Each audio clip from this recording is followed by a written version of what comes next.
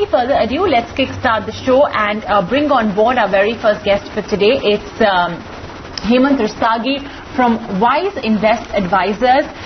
Hemant, thank you for joining us today on The Money Show.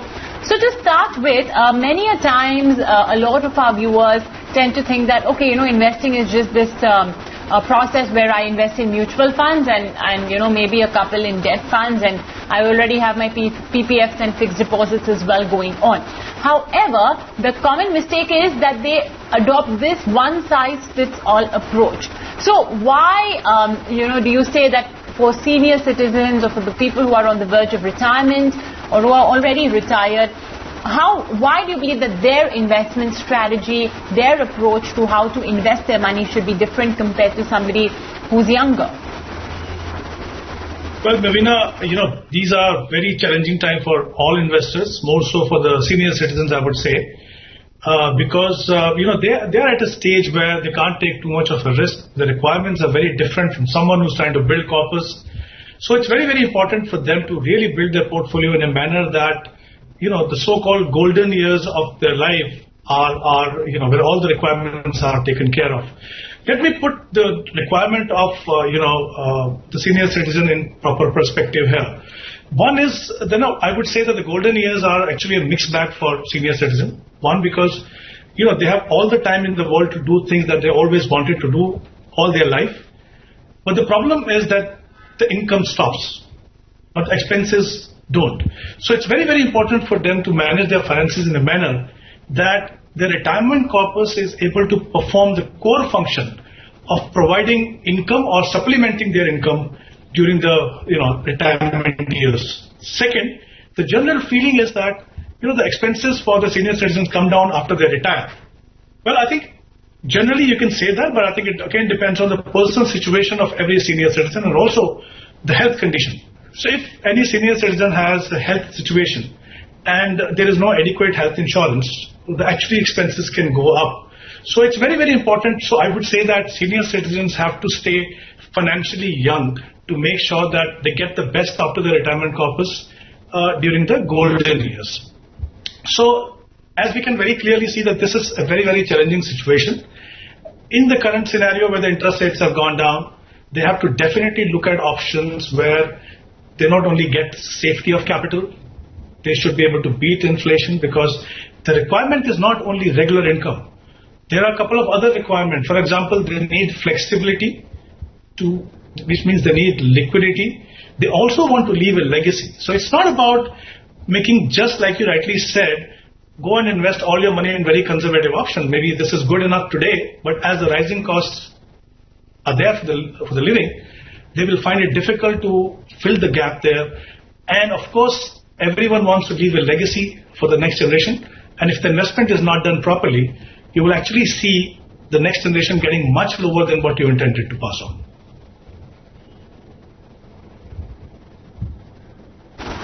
Well, that's definitely the case. And I like the term you used, financially young. I guess it's something that's very relevant as well, because expenses don't stop, but income does. So it's important that while you may age, your money should not, or at least money keeps coming into the household. You should try and ensure that there's minimum disruption over there. However, and whichever way your expense takes. Hemant, now the dilemma that we are in the midst of, again, because of coronavirus, like you mentioned, is that one of the most preferred tools, or at least I have noticed that one of the most preferred tools for senior citizens is FDs or PPF, or basically anything that will give them an assured interest return with minimal fluctuations. We are in the midst of an environment where this interest is low, whether it is for PPF, whether it is for fixed deposits, in some cases even for senior citizen, bank account, FDs, that as well is, quite low. So in such a scenario, where should senior citizens invest? Well, I think, Mubina, you're absolutely right. If you were to really analyze the portfolio of most senior citizens, you will find that the FDs actually form the core of their investment portfolio. Considering that the interest rates are very low today, I think like I said at the beginning of the show, that it's a very, very challenging situation for the senior citizen. So I think the time has come for them to really look beyond FDs. And fortunately, there are many other options available, both in so-called traditional investment options and also the market-linked product. It has to be usually a combination of this. So considering that the FD interest rates have gone down, let's look at where they can get higher return than them. Let's look at first the traditional options, because ultimately, if you look at any senior citizen, the top priority is the safety of capital. So there are two very important options that senior citizen can actually consider. One is the senior citizen savings scheme, which currently offers around 7.4%, which is payable on a quarterly basis. And the second is the Prime Minister Vay Vandana Yojana, which was actually managed by LIC. That also offers 7.4%. Again, there is an option to get the return either on a monthly basis, quarterly basis, half-yearly basis, or on an annual basis. So if you were to really compare what these two options are offering today as compared to FD, these are certainly the better option. Each one obviously have limitation in terms of how much can you invest there. For example, PMVY, you can invest 15 lakh, but if both the spouses are senior citizen, they can invest 15 lakh each, so you can invest 30 lakh. The same is the case for senior citizen savings scheme. There again, the maximum limit is 15 lakh, but if both are senior citizen, you can invest 15 lakh each, obviously on a joint basis. So these are two options. Second thing, like I mentioned earlier, again, the important thing is to make sure that the portfolio value also grows. You're not only looking at fulfilling the requirement of your regular income, you want your money to grow even as a senior citizen. So the focus has to be at least put some money in options, the market-linked products of maybe mutual funds that have the option to give you higher return and maybe help you in kind of getting a positive real rate of return. Considering that safety is of paramount importance for any senior citizen, they can begin with looking at hybrid funds. There are debt-oriented hybrid funds, there are equity-oriented hybrid funds, and there are a couple of other variety of hybrid funds. My preference here would be that senior citizen can look at equity savings funds, which usually invest around 20% in equity, and the rest is invested in arbitrage and debt. Then there are balance advantage fund, which invests around 40% in equity, and the rest in arbitrage and debt instruments. The major benefit of investing in these two is that, one, they allow you to earn higher return than what you're getting elsewhere. The second is that even if you were to generate income through them, there is a very smart strategy of systematic withdrawal plan, wherein you invest in these funds and give instruction to the fund houses to redeem a particular sum on a particular date every month. So despite being invested in a market-linked product, you continue to get regular income. So as you can see that this combination in the portfolio allows you to get regular income, allows you to make your money grow, and also gives you the flexibility in terms of making some changes or maybe taking out some money, which may not be there if your investment is 100% invested in the traditional options.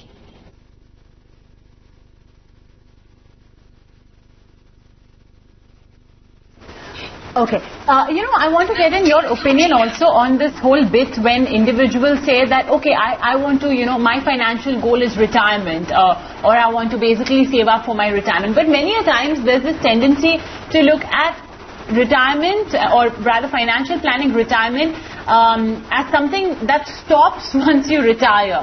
But I at least believe, and in the course of my interactions with you and with many other PF experts as well on the show, it's a process that continues even beyond retirement. So yes, of course, there are tweaks that you make. So let's assume that right now there's a senior citizen. He's looking at what's happening with the economic environment, and let's say he's still in the earlier age, because like you mentioned, right, you want your money to grow as well. So there would be some element of equities. Would you recommend, or equity mutual funds, let's put it that way, would you recommend then that perhaps that should be trimmed down a little because there's so much of uncertainty? Well, I think there are two aspects clearly here. If you're talking about someone who's trying to build corpus for retirement, certainly equity has to be the mainstay. If you're talking about senior citizen who was trying to kind of generate regular income as well as trying to make their money grow, equity has to be, again, an integral part of the portfolio. Of course, you have to be very careful in terms of what proportion of your portfolio invests in equity. It may not be necessarily through equity funds. Like I said, there are many ways that you can actually start taking exposure in equity, which could be through hybrid funds, it could be very conservative hybrid funds, a slightly aggressive fund. Again, there's another important aspect to understand is that it will all depend on the personal situation of every senior citizen. For example, if there is a senior citizen who doesn't have to worry about regular income because he or she is getting pension, so the regular income needs are taken care of. So which means that they can actually afford to have slightly higher exposure to equity, because then the focus would be in leaving a legacy and making sure that the money is growing at a healthy rate. So while equity has to be certainly a part of it, irrespective of whether you require regular income or not, but the proportion of that will depend definitely on what is that you want core of your portfolio to deliver for you. So equity has to be there depending on what you need. Fix up the exposure, but like I said, it need not be necessarily through pure equity fund.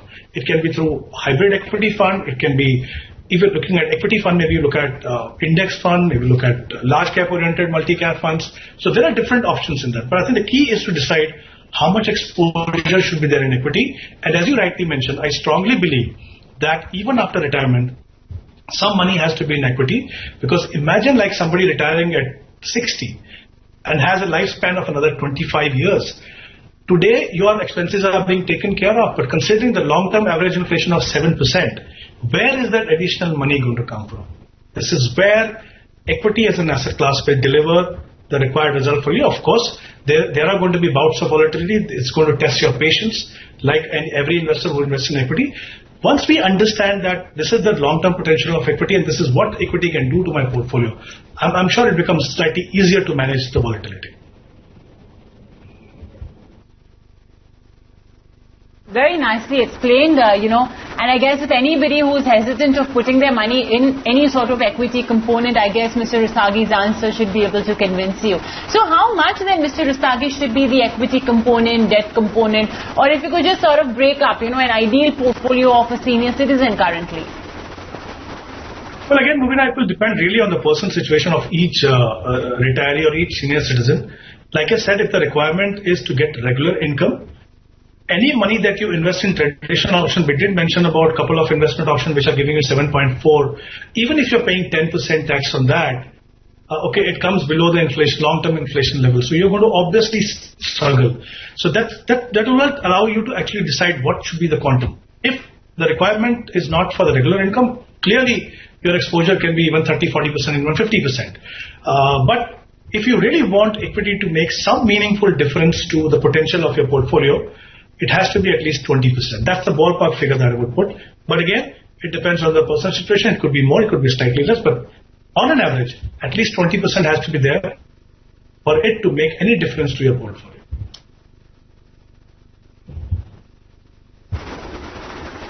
All right, well, there you have it. That's everything to know about investing, especially for senior citizens. If you have any questions or queries, folks, you can email us on The Money Show at etnow.tv. We will be getting your queries answered with respect to, how to invest, or if your portfolio is okay. Email us right away and we'll get your questions answered. This is our Ask the Money Show segment. So for now, let's take on board the questions that we have already received. First up, we have a query coming in from Sabu Isaac. He says, I'm actually on the verge of retirement and I have a corpus of 80 lakh rupees. Now he wants to know how should he invest this money. I think that he has not invested any of his money so far. This 80 lakh rupees is purely perhaps savings over the years, and he wants this money now to sustain through his retirement. So assuming he's maybe 65ish, he wants it to sustain for the course of the next 20 odd years. His exposure to the stock market, he does have some, is very, very minimum. Of course, his risk taking appetite is very moderate, and his current yearly expense is 7 lakh rupees. What would you advise him? He's not had any investing experience to speak of. He just has a few equities here and there, like he himself has mentioned, very minimum. So what would your recommendation be? 80 lakh rupees. I mean, firstly, is this with a 7 lakh rupee current yearly expense, is this really going to suffice? Well, I think what he's also estimated that he's looking at maybe generating a regular income of around 35k, right? Out of the portfolio of 60 lakh. So if you really see what his requirement is around post-tax return, but this is very important again. The tax efficiency of return is very, very important. Many senior citizens make this mistake of looking at a gross return and ignoring the tax efficiency of the return. So what really happens is when they pay taxes, then they see that... Clarification over there. Just a clarification over there. This query is actually from Sabu Isaac, and he's saying he has a corpus of 80 lakh rupees. He wants to know now where to invest it. He is on the verge of retirement, so he does not have any... He's simply just saying that currently his yearly expense is 7 lakhs. So that's essentially what his question is. He wants to know how to invest 80 lakh rupees. That's the total corpus when his current yearly expense is 7 lakhs. So assuming that's roughly going to be the expense at least for the next couple of years as he steps into retirement. This is from Sabu Isaac, Hemant. What will happen is clearly, like I said at the beginning, some expenses will go down after retirement. Okay, it again depends on the personal situation of each retiree.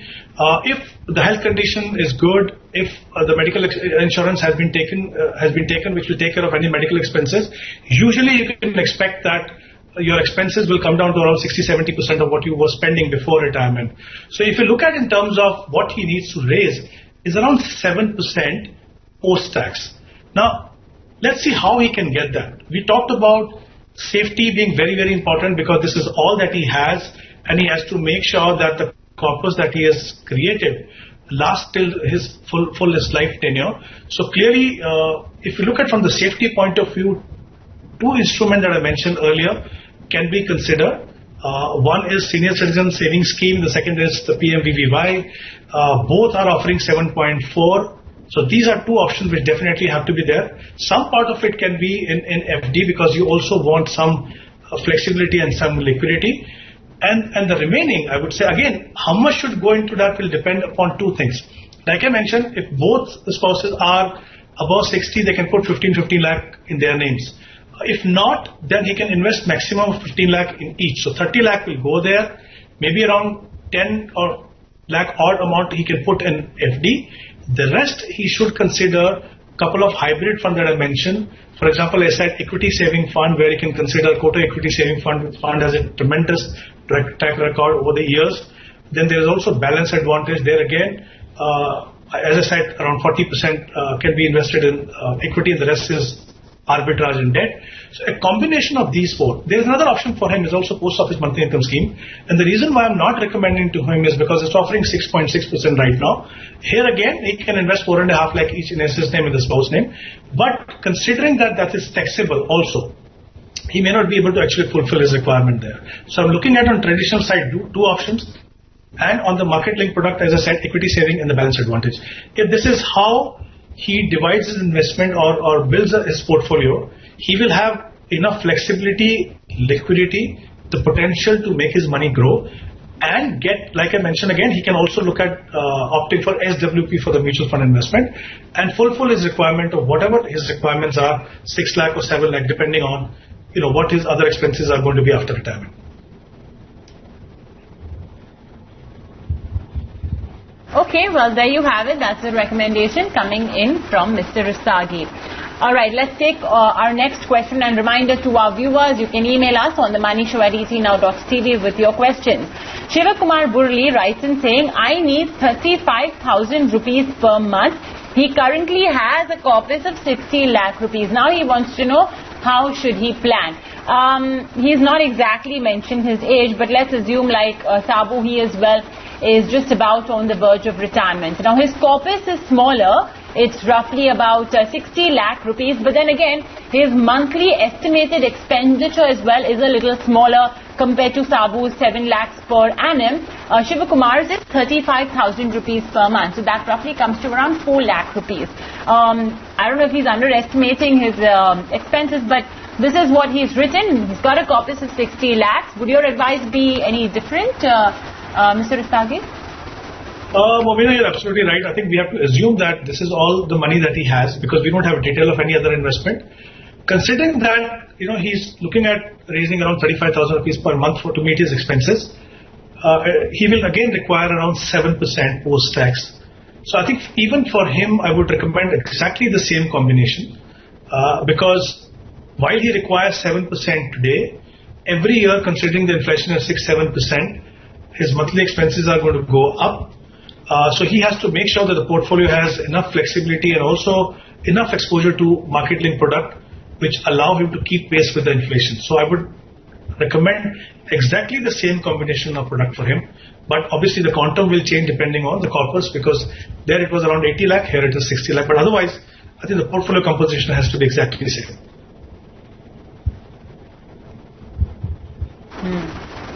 Okay, well that's the recommendation, Sabu, coming in for you. Let's take on board our next query coming in from Aman. He says, my goal once again is retirement, and my retirement right now is still around 10 odd years away. He said he's already got his SIPs going in roughly about 6 mutual funds, but he wants you to check in category wise if the categories as well within the mutual fund basket that he's selected are good enough.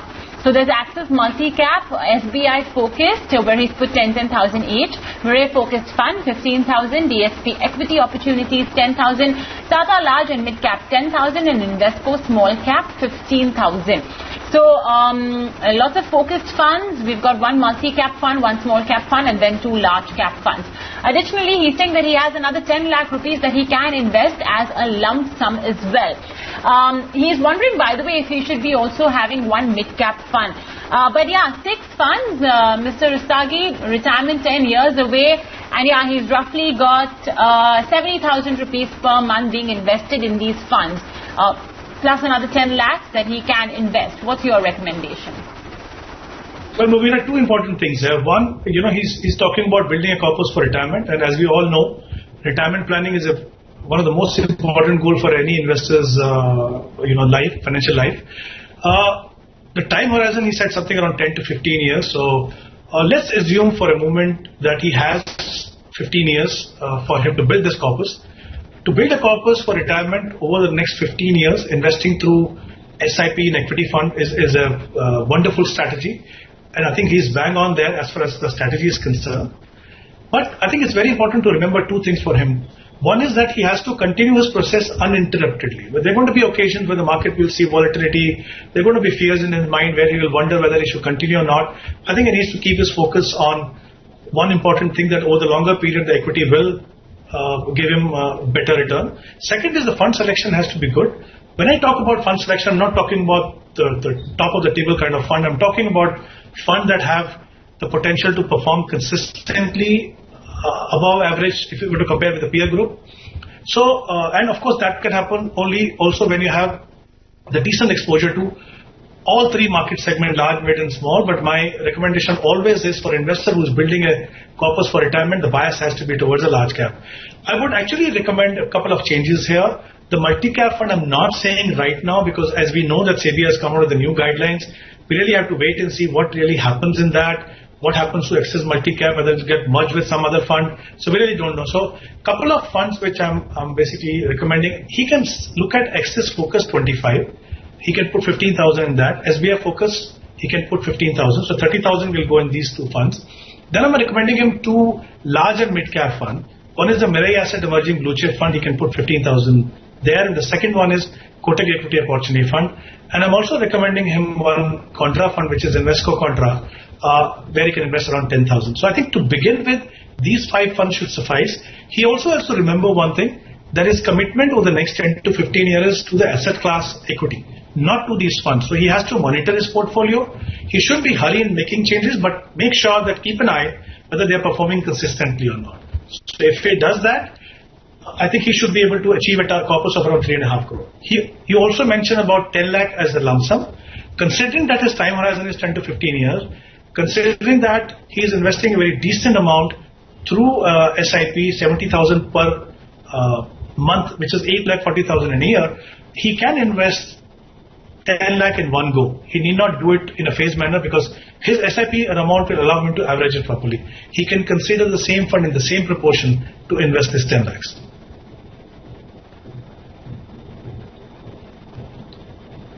All right, well, there you have it. Those are all the recommendations coming in from Hemant Rustagi for your questions and queries that you've sent in. Mr. Rustagi, thank you for joining us today and, sort of giving us a whole 360-degree perspective, especially for those senior citizens watching right now on how they can invest. Okay, well, on that note, we will take a very short break right here on the show, but we'll keep the theme with retirement and saving money for your retirement, EPFO. That's where all of us, especially as salaried individuals, have been depositing a part of their salary. The most recent news, of course, was with respect to the interest now being credited in parts. Why is that happening? Should you, as members of the EPFO, be worried? Find out after this very short break.